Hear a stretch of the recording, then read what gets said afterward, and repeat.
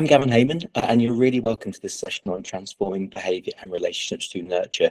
I seem to be appearing as Big Nose Gav. I am Gav, and I have got a big nose, so that's totally my brand. So I'm going to spend about 40 minutes exploring how a nurturing approach in the classroom can secure good attachment, supportive relationships, and ultimately much more positive behaviours. I promise to include a few practical ideas amongst theory, so don't worry, it won't all be theory. And as Louisa said, pop comments and questions in the chat as we go along, and I'll try and pick them up at the end of the session. But let's go, I guess. So if you've come to any of these before, any of my live or virtual sessions, you'll know I've got a love-hate relationship with the icebreaker. Done badly, they can put people on edge and stifle creativity, which is the complete opposite of what they're designed to do. However, done well, they can relax or energize the team, unlock knowledge. You know, you've done icebreakers. Fairly obviously then, the icebreaker can help us connect and engage and relate to young people too. Used as a way to build a connection, this approach can give a young person a genuine sense that they matter to us and they belong. And if you've been following anything recently, belonging is such a big thing at the moment. It really is the big word in schools and education. So before we do anything with anyone, we should make a connection with them. So in that spirit, I'm going to try and connect us together right now, and I think it's quite hard to do it virtually, but hopefully I'm going to share a non-threatening icebreaker. And here we go. There we go. So I hope this one isn't going to be wildly controversial. I was at a 50th birthday party the weekend, and there were 3 cake options, and none of them was carrot cake, which is without doubt the best cake. However, I am aware that other people hold different wrong views. So my icebreaker question to you is, in your opinion, what's the best cake? If you feel like joining in, just pop your answer in the chat. So we'll spend a few seconds in. So throw 3 of cake suggestions in. What's the best cake? Well, straight away, Alison's wrong. Coffee cake is not the best cake. Lemon drizzle, I can go with that. White chocolate and raspberry, that's very fancy. Lynn, carrot, you're absolutely right there. Blueberry lemon cake, Emma. Coffee and I don't know. Victoria sponge, yeah, that was one of the cakes, and I don't get it. Anyway, carrot and nuts, yes, very good. A Jamaican ginger cake, yeah, but with hot custard. Okay, that's what it is. Please do keep coming with the cake ideas as I yammer on. Obviously, this evening session is not about transforming behaviour through cake, although trying to transform behaviour through cake is probably not a bad idea, so I might try and explore that next time I'm at school. Anyway, a zero-tolerance approach to behaviour management using tough sanctions and complicated consequence systems is one way to go. However, in my experience, schools that do this aren't particularly nice places to be. Behaviour that challenges us signals a need for support, not punishment. So if we want to fix it, it's essentially trying to understand the behaviour we're seeing, why it's happening and what's causing it. I mentioned this last session, the behaviour might be the result of a sensory need. It could be down to trauma or neglect, current or previous.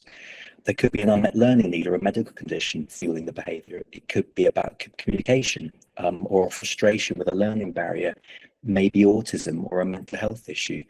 Or it could simply be the only way a young person can have any control over their world, any agency. I'm not living in a bubble. I know how tricky, challenging behaviour can be, but our children and young people need support to have their needs met and to develop alternative, more appropriate ways of expressing themselves. That disruptive behaviour, or more correctly, distressed behaviour you're seeing in the classroom, however challenging it might be to you and other colleagues, is communicating a need. That need is likely rooted in anxiety. That's you know, my brand, my theory, which could have dozens of causes, as I've said. And the solution, I think, is to build a connection and invest time and resources to improve relationships. This does make sense because we know that young people learn best when they have strong self-esteem, feel a sense of belonging, and can meet challenges with resilience. And whether they're just starting at reception or going into their GCSE exams, young people who struggle with behaviour, relationships, or poor mental health will benefit from a relational approach and that chance to re-experience early nurturing and positive attachment in a safe, predictable environment. And schools are so good at doing that. So creating opportunities to develop relationships, a more positive sense of self, and better communication and learning skills will reduce a young person's tendency towards anxiety, and it'll also reduce that challenging behaviour. Good schools value and promote secure, respectful relationships where children and young people can experience normal, caring human behaviour. In these schools, children are given a chance to have responsibility, control over their learning, and they don't get given homework either, but that's a whole other story. As a result, they're able to express themselves confidently and are much less likely to dysregulate. So before I go on to describe some of the nurturing tactics and methods you can use in the classroom, I really want to give you a lot of things you can do, practical things. I want to unpick quickly why a relational approach works, just in case you haven't come across it before. It's dead simple. It works because making connections reduces anxiety, which in turn reduces the chances of young people dysregulating. It really is that simple. That anxiety or fight, flight, freeze response is the body's natural reaction to danger. Your heart beats faster to increase oxygen flow to your major muscles. Your pain perception drops and your hearing and other senses sharpen. And I've sort of talked a lot about how, imagine if you've got autism or a sensory need, and imagine if you're in fight or flight and your hearing and sight sharpen. And imagine, if you've already got sensitivity, imagine how you're going to be feeling. And I think the important thing to say is that these responses are not conscious decisions, but automatic hormonal and physiological reactions brought on by that extreme anxiety about a perceived threat. Now, that survival instinct was really useful when we dealt with saber-toothed tigers, but it isn't much use to children and young people or adults in the classroom. In this situation, that fight or flight response leads to dysregulation, and it can lead us adults to make rash decisions too in the heat of the moment. Anyone who knows the head teacher when they're going to exclude a child permanently, one of the tests is have you acted in the heat of the moment? We've all been in situations where our blood has been up and we've made the wrong move or said the wrong thing. So and that's about that anxiety response. So to manage the anxiety of fight or flight, our young people will embrace instinctively, without thinking, the comfort and predictability of that rigid consequences system that's in most schools, and will get into a routine of being in trouble. In some cases, they will find a way to avoid or just get booted out of school altogether, well away from the source of anxiety, and that's how you get EBSA. Okay, so I promise I will get to the practical things, but we can't really think about anxiety without talking about attachment. So I'm just going to talk really briefly to that. Now, you may see yourself, I hope you can see it on your screen. You may see yourself in one of the statements on the screen, and you are going to get the slides at the end of this, so don't worry. But you will certainly see the children you work with fit into one or more of these categories. The statements, as you probably know, relate to the three main styles of relational behaviour that John Bowlby originated in the 60s, an educational psychologist. The bad news is that at least half of us sit in either the avoidant or the anxious camp. The good news is we don't have to stay there, and neither do our children or young people. And that's the point of nurture groups. The main aim and the purpose of a relational approach is to support children to develop more secure attachments and to address unmet needs. They get to re-experience early nurturing in a safe, predictable environment. Now, some of you might be thinking that there would be no need to provide opportunities to develop relationships, a more positive sense of self, better communication, learning skills, and so on, if the parents have done this right in the first place. It is tempting to come to this conclusion, and trust me, I've had my fair share of run-ins with tricky parents. I haven't been a head teacher for years and years, so I'm not above blaming them. However, poor attachment isn't necessarily the result of deliberately poor parenting. Being a parent is really tough, and even the best of us, when faced with, and I'm not one of them, when faced with challenging circumstances, can act in counterproductive ways. So I want to make that clear, put that out there, that this is not about blaming parents. So in terms of the attachment styles, I want to look at this because this is going to give us a clue about what we need to be doing in the classroom. So we'll start with the easy one. If you're fortunate enough to have a secure pattern of attachment, then friendships, relationships, trust all come easily to you, and I hate you. I don't. It's likely that back in the day, your adults, your parent carer, consistently and quickly responded to any distress you experienced as an infant in sensitive or loving ways. As a result, You were able to grow secure in the knowledge that you could freely express your emotions. You knew you'd be comforted when you got upset, and so you just grew confident to let it all out. Children and young people who experience this kind of relationship with adults during their formative years have a really secure attachment profile and generally are popular in the classroom. I think about 40% of children fit into that category, at least they did, I guess, in the early 2000s. I'm not sure right now, given COVID and everything else that's been going on. A child with anxious attachments crave closeness to others, but is continually scared of that letdown. This attachment style can lead to self-inflicted crises and disruptive and sometimes aggressive behaviour. These children really struggle to feel secure in their relationships, and it's not really a surprise. When faced with an adult whose responses were or continue to be inconsistent or unpredictable, it's no surprise that a child will adopt unhelpful strategies for dealing with distress. I'm guessing you will have come across the parent who, instead of providing comfort when the child was distressed, was more worried about their needs or their overwhelm than their child's needs or emotions. So a child with this example will likely engage in their own attention-seeking behaviours in school. They will exaggerate displays of distress and angry resistant responses, hoping they'll be noticed. They'll be driven by an intense need to make friends and please adults in the classroom. They'll be real people pleasers, but this will be motivated by a fear of abandonment and low self-esteem. They will frequently look for reassurance. They may be overthinkers, not necessarily, but they might be.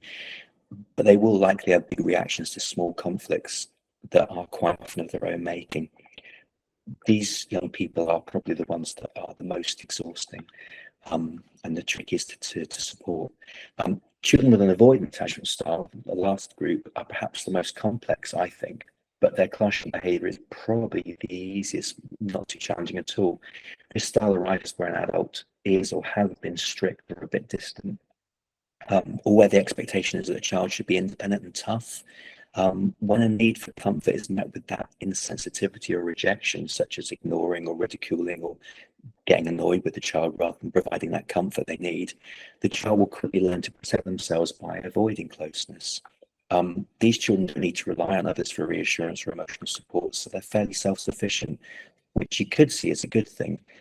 However, that personal success, that need to be in control, that lack of compromise, and not being able to see things from another person's perspective are all hallmarks of that style of attachment. And you can see how that will cause problems in the classroom. These children will let you be around them, but they won't let you in. If anybody tries to get too close, they'll create a situation that threatens the relationship. They might be rude, aggressive, or just a bit distant, and they'll strangle any closeness before it has a chance to take hold. So those are three kinds of attachment. And I'm hoping you can see how all of this should have an impact on how we approach relationships in the classroom. Negative attachment experiences may mean that a child holds a negative view of themselves or others, which will impact on their relationships and learning.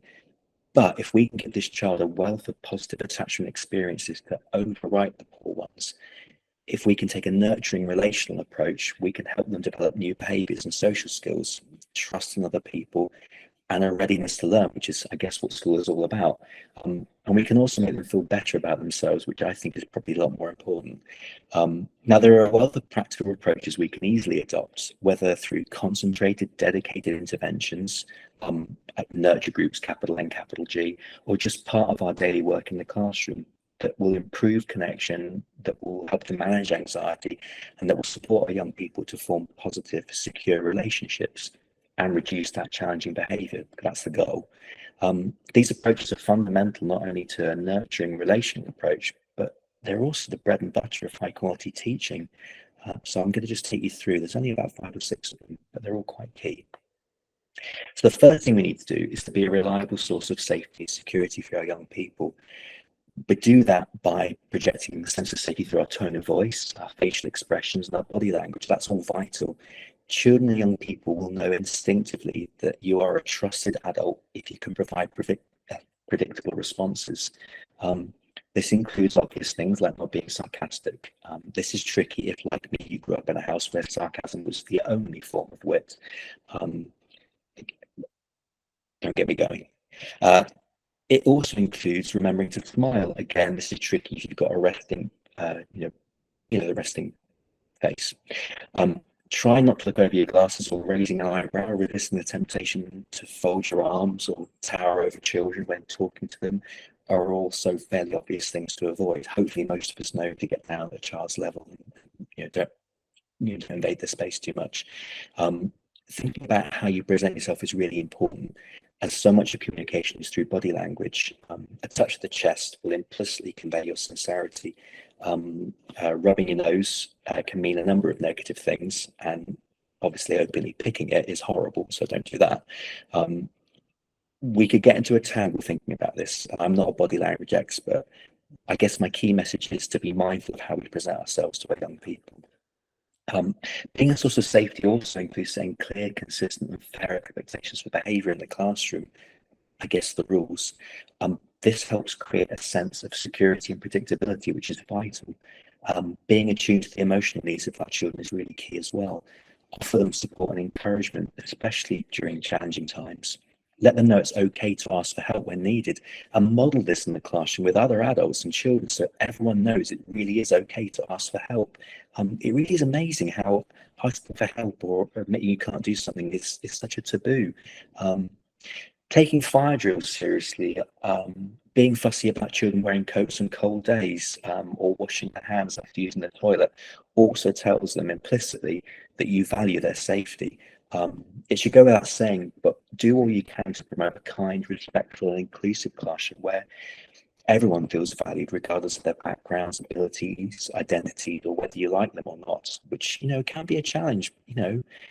Some children are harder like than others, just like some grown-ups are. And I used to beat myself up for feeling that way, but actually that's okay. But I would always be extra nice to the children that were harder to anyway. Always challenge respectfully discrimination and prejudice. Now, all this kindness and compassion doesn't mean, and some people might think, ignoring that challenging behaviour. When a young person has overstepped, we need to address it, but we should do so in warm, friendly, and open ways. If we approach the pupil in a state of irritation, we'll just push them into higher levels of stress, which will trigger their defence response, that fight or flight. We can avoid this escalation if we consistently present with safety and warmth, and crucially, and this is really crucial, remember to be curious, not judgmental. I always think of Ted Lasso when I say that. I don't know why. Entering into every situation with an open mind. When faced with angry or rude behaviour, I always try to acknowledge the upset and ask the young person if they need my help. If they share their problem with me, I thank them. If they had told me to go away, I still thank them. If they're not ready to talk right now, I tell them I'll check in with them in a few minutes, and I always make sure I do. That's about being a predictable adult. I'm calm and I'm consistent. It may take them a while to trust me, but by being calm and consistent, they will learn that that's my response, and they'll come to know me as a source of safety and security. It's no good telling your children you're a safe adult. You've really got to, I guess, show them. They don't learn that I'm going to let them get away with unhelpful behaviour, and that's really key. What they do then is I'm not going to lose my temper or shame them over it. The next thing is to really get to know your children when they're grown-ups. So alongside being a source of safety and security, it's really important, vital even, to get to know the young people you're going to spend a year or more with. Children, in particularly with an anxious attachment style, need to feel known. On one level, this is about building awareness of any additional learning and language needs. That one's obvious, and any relational, social, and emotional needs, and any potential triggers. Successful de-escalation of challenging behaviour, and we've got a session I think on the 1st of July about that, which is going to be chock full of tips. But that de-escalation can only be achieved if you've got a good understanding of the triggers, and you can only understand the triggers if you know the child in front of you. However, getting to know your children is also about knowing who they are beyond the classroom. So take time to find out what they're interested in, to learn about their qualities and strengths and what they're like when they're at their best. Getting young people to, and even colleagues, to create a one-page profile is a great way to learn about their likes, dislikes, how they like to be rewarded, their strengths, their areas of development, and so on. I've done this with my teams in schools and in various organisations and local authorities as well. When new people have joined us, not only have we asked them to create a one-page profile for us, but we've shared ours with them so they can learn about us. And that really is all about connection, which again, I keep saying is the most important thing. As for our young people, let them know you're interested in them by listening to them, by giving them attention, by letting them know that you hold them in mind, even when they aren't around. Do this not because I'm telling you it's a good idea, but because you genuinely want to know them. That genuineness, that authenticity is really fundamental. What you can fabricate, what you can make up, are opportunities for connection within the classroom. So try and ask them what they're doing at the weekend, and remember to ask them how it went after the weekend. Compliment them on a new haircut if you notice this, and really make an effort to notice the small things. Gently tease them if you know their football team has been beaten. These things will tell your young people implicitly and explicitly that you've noticed them and that you hold them in mind. Teenagers may consider this cringeworthy, but don't be put off. Teenagers need a lot of love. Parents, particularly the anxious ones, will also value your interest in their offspring. You should build clear lines of communication and establish a good relationship with parents, feeding back on positives or just touching base whenever you can. Schools, and I used to say it's primary schools, but secondary schools are doing this more and more now in really lovely ways, such as through postcards home, phone calls, a chat at the school gate, text messages, and so on. Building up that bank of goodwill is so vital so that when difficulties arise, they don't turn into tense, defensive confrontations. If you've got a relationship that is based on a history of positive interactions, it's really hard to ruin it with one conversation about how George poked someone in the stomach during maths. Listen to parents, avoid any kind of judgment, involve them in supporting their child and offer them support when needed. And don't be offended if they don't want it. A lot of adults had an awful time when they were children, and so they could be channeling their own anxieties and unresolved trauma. The more ways you can find to be positive with them, the better. Okay, this is a big one. We could do a whole session on this topic, and I think there are sessions on this topic. Children and young people need to feel safe during transitions and changes. For many, transitions are a massive source of stress. How can you minimize this? Greet them at the door. Use routine and structure to manage the start and end of lessons, and don't forget about transitions within lessons, like when you move from the carpet to tables or from one phase of a lesson to another. You must provide additional attention for those most in need at times of transition.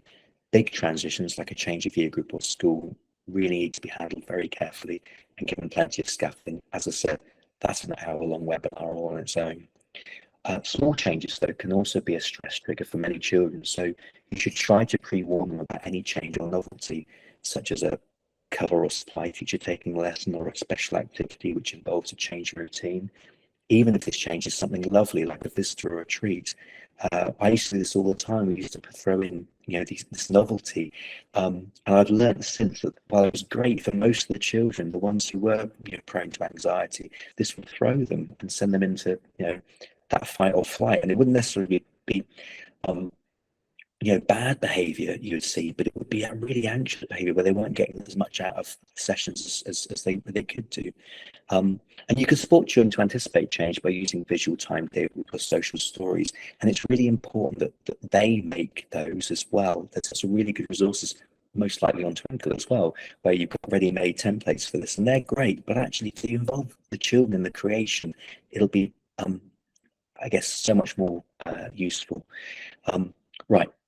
Imagine for a moment what it's like to be an average child in a typical home. You're woken up in the morning and you're told what to wear, when to eat, what to eat. You'll probably be reminded to brush your teeth at least twice. And after this, for the next 6 or 7 hours, every single minute of your day will be structured by someone else. Where to look, what to read, when you can talk, and even when you can go to the loo. You'll come home and you'll follow a similar pattern to the morning before you're told to go to bed. And like Groundhog Day, you'll get to do it all again tomorrow.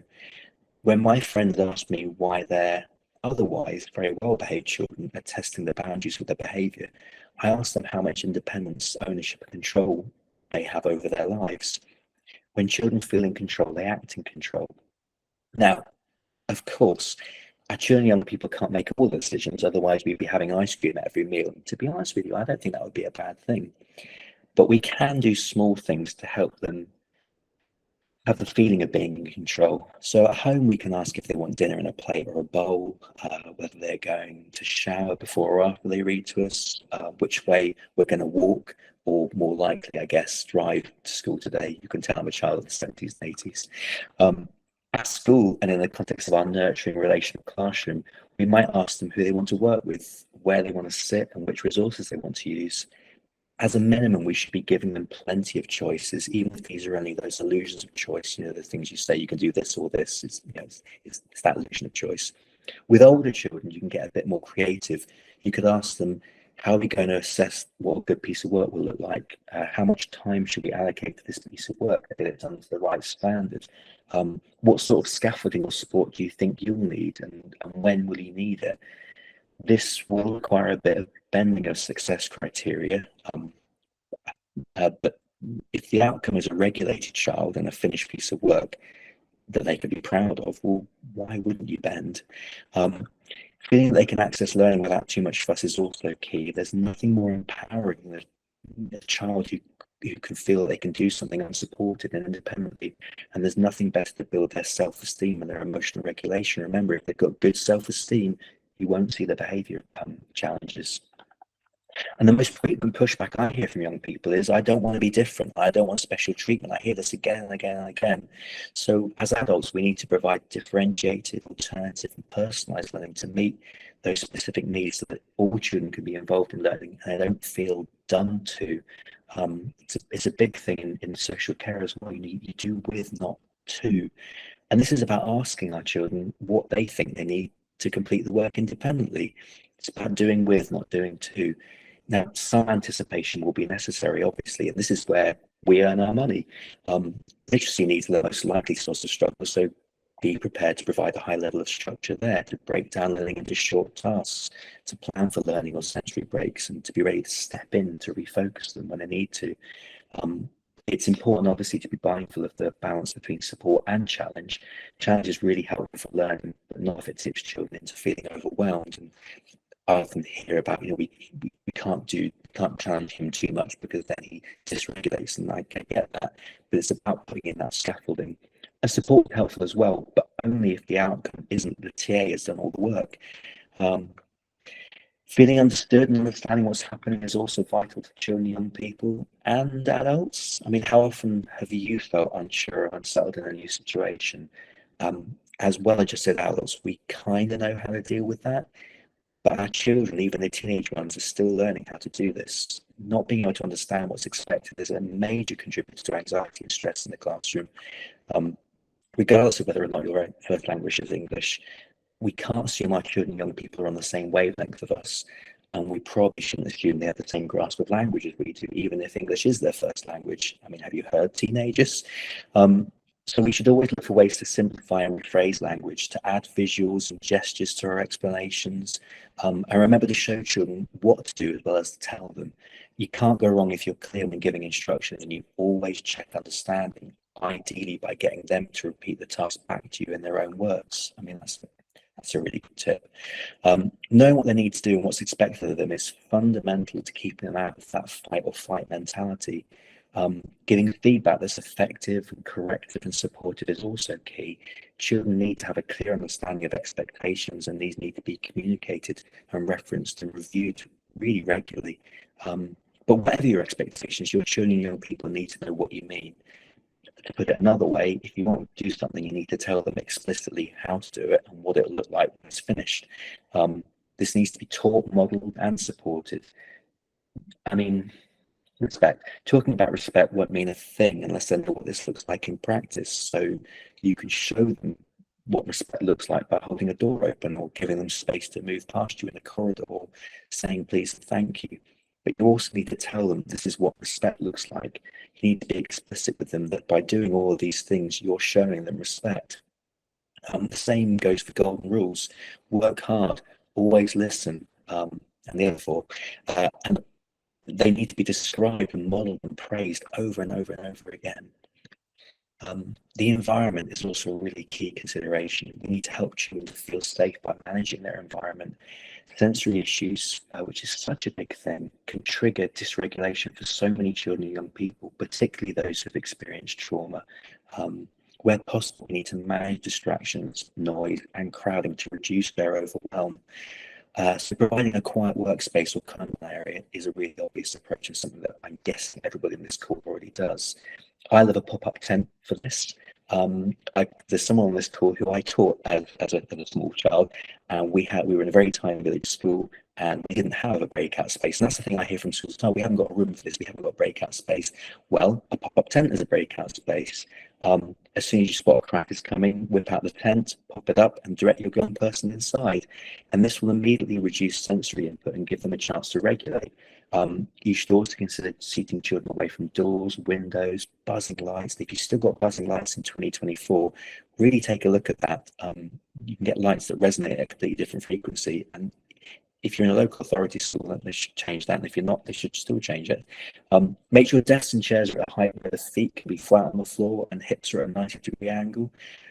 Ask children if they want to try an exercise ball or a wobble stool or even a stand-up desk instead of a chair. An elastic band stretched between the two front chair legs can be a great stress reliever. And it's really, you don't notice it. So you could try that. The same goes for a weighted lap pad. And you can make these yourself. Stress balls, fidget spinners, and chewable pen toppers. They're all good for just that low level, getting rid of that tension. Obviously, you've got to seek OT advice about all of this, and you should definitely avoid trying to diagnose a sensory need without professional input. I don't want to put EPs out of work. But the key message is to be curious and open and be alive to the fact that there might be a reason for difficulties. Co-producing a behaviour plan for handling sensory triggers like bells, classroom noise, or planned fire alarms will promote that self-regulation and, of course, independence, which we know is a powerful thing. This might seem like an awful lot of faffing. I could just imagine what certain people might think about this. Not on this call, clearly, but I would argue that if 20% of our children and young people are now regularly missing at least a day of school each week, we should be asking ourselves whether the classroom environment is a barrier and what we can do about it. Now, alongside managing the environment, it's important to manage peer relationships and support that social inclusion. Being happy in school due to good relationships and a feeling of belonging is the #1 priority for many children and most of their parents. As I said, belonging is definitely 2024's thing. So it shouldn't be a surprise that this is a significant source of anxiety. You should consider how children are grouped, where they sit and who they work with. Don't be shy about teaching children how to learn and work effectively with each other. It's not a ridiculous idea to dedicate time each week or even daily to lessons on teamwork and social skills. We focus on English and maths because they're measured by tests. Social skills aren't, but try getting served in a pub or through a job interview or, I don't know, a second date with someone without social skills. These are the things that are important, especially second dates.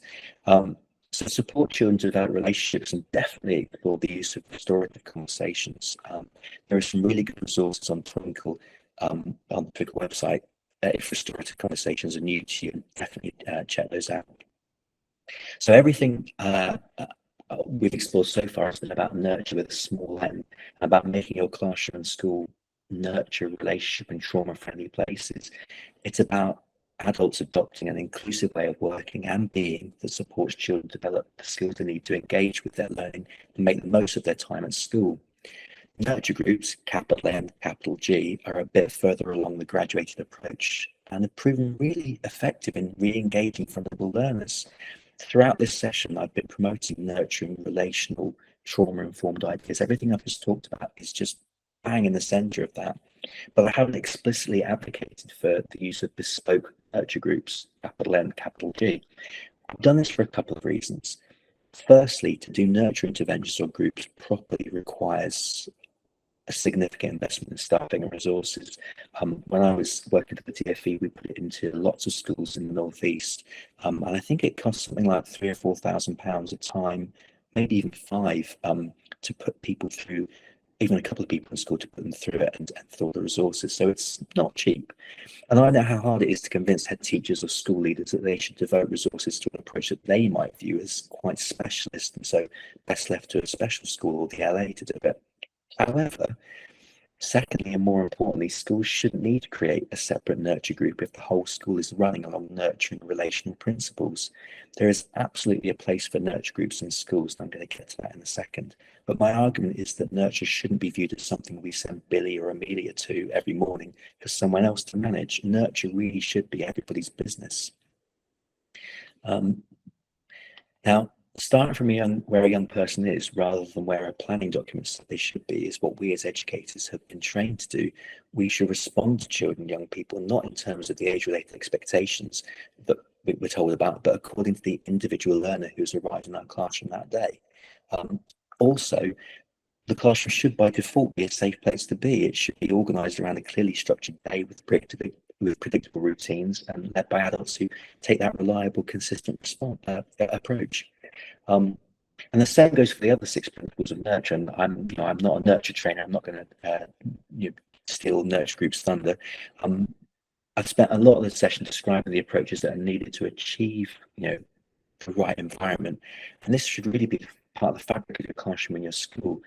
However, despite the fact that nurture is everyone's business and should run through a school like lettuce through a stick of rock, I do believe there is a place for a more concentrated nurture approach. Think of this as an enhanced offer for children and young people who need a crash course in positive attachment. So how could you put this in your own settings? Well, as you've probably worked out, I am an advocate of the nurture approach. I've put nurture groups, capital N, capital G, into several schools as a head teacher and dozens more whilst I work for the DFE in various local authorities. And although the classic model involves small groups of children, typically in the first few years of primary school, nurture groups can be highly effective in all phases, including secondary. You can deliver nurture in the same way you might do maths or reading interventions too. It doesn't have to be a completely separate entity. However, if you're going to adopt that full fat classic model, you will need your own base equipment and material to provide opportunities for emotional and behavioural growth. You're going to need desks or tables for that traditional schoolwork, because that is going to happen in a nurture group. It isn't all about play. Not that there's anything wrong with play. You're going to need a soft seating area where you can do informal activities and have conversations, because that's where you're going to get all those positive attachments. You should have a food prep area and a sharing area for food as well. Many of us have fallen out of the habit of preparing and then sitting down to share a meal together. In the English-speaking world, and it really is, the UK, America, Canada, Australia, New Zealand, we've prioritized ultra-processed food that can be eaten over a keyboard at lunchtime or on our laps in front of the telly in the evening, because it's so much quicker and easier. Look at the continent. They don't do that in France or Italy. They have these wonderful 2-hour lunch breaks, or at least they used to. But the interactions, and also, sorry, just to cut, they don't have all of the anxiety. There's some of that, and it is growing, but they don't have all of that. So that's something that I try and talk to school leaders about. Anyway, the interactions that can be had whilst preparing and eating the meal are priceless. Aside from building fine and gross motor skills, really important stuff, gaining culinary knowledge and eating real food, you should think about food prep in the same way you think about Lego therapy or conversations you have with your teenager whilst you're sat side by side in the car, which you'll know is the best conversation you can have. It's a low threat chance to connect, basically. The opportunity to please and thank you and taking turns and any number of social skills whilst at the dinner table are really endless. So if you want to promote good relationships, this should be a vital aspect of your nurture setup, and really lean into it. You should have an age-appropriate role-playing area. Teenagers really do play with dolls too.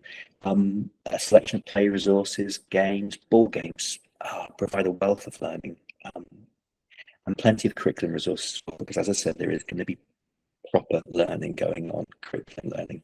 If you get it right, your young people will actually mentor each other in these sessions. They'll actually teach each other the maths they're working on, or the English they're working on, or whatever they're doing.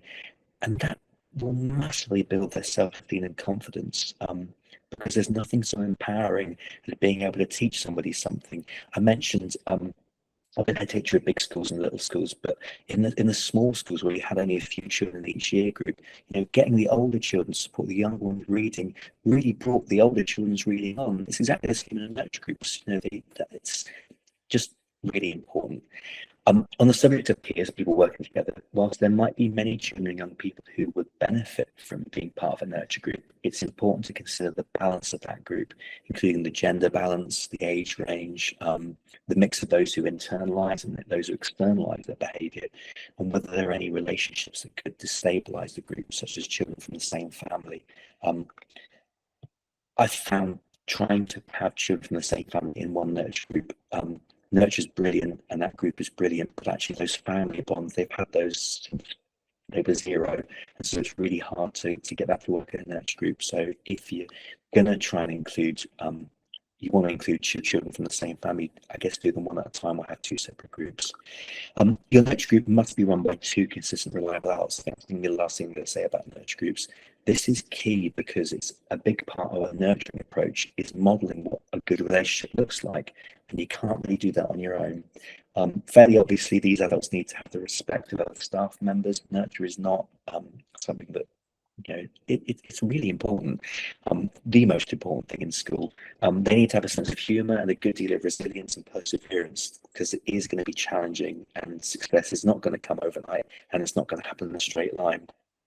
For that reason, you need to make sure you put in place supervision with a mentor. So if this is something you're thinking about trying, you might try and get going in your school, you need to find someone to offload to.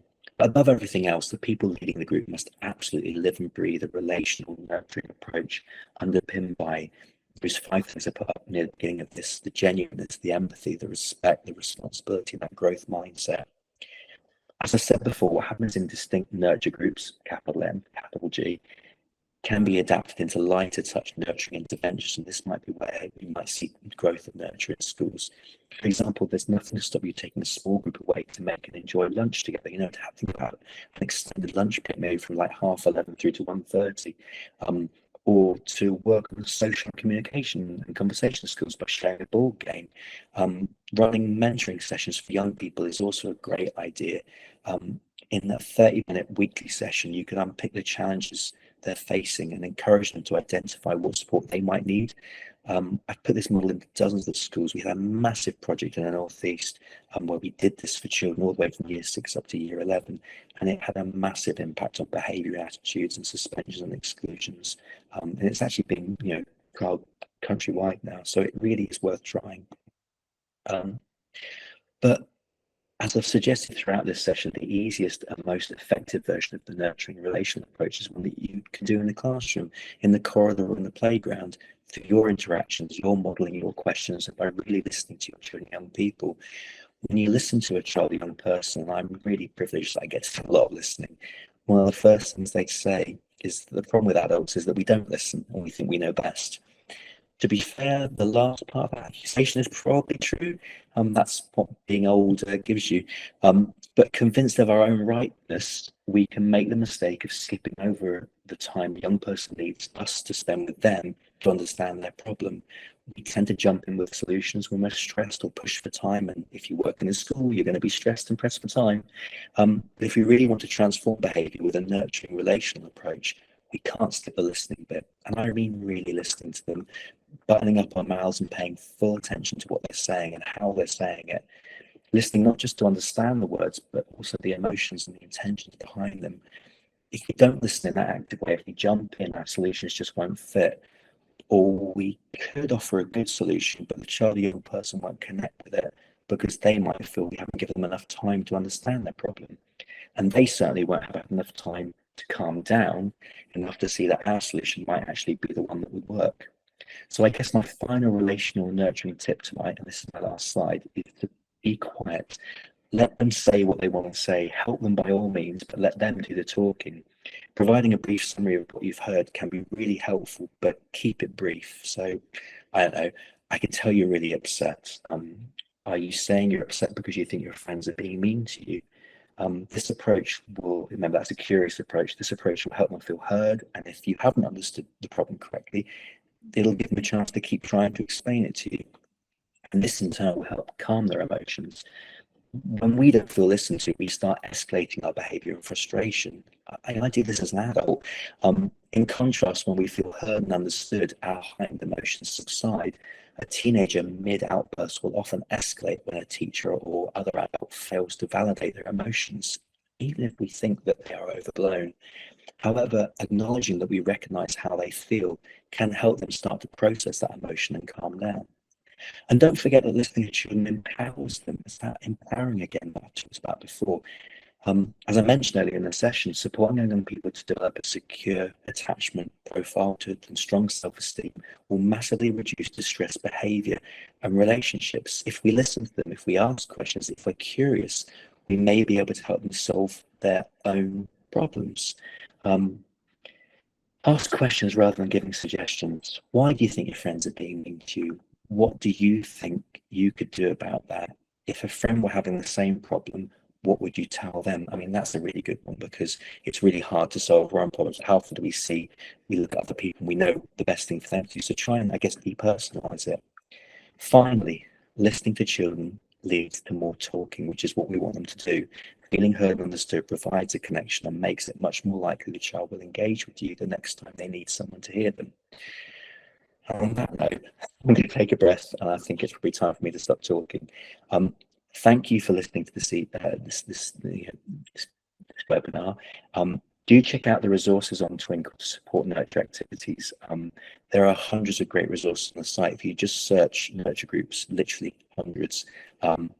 If you want to learn more about relational approaches, please visit therelationalapproach.com or find me on Instagram. And thank you. I'm going to stop rambling there.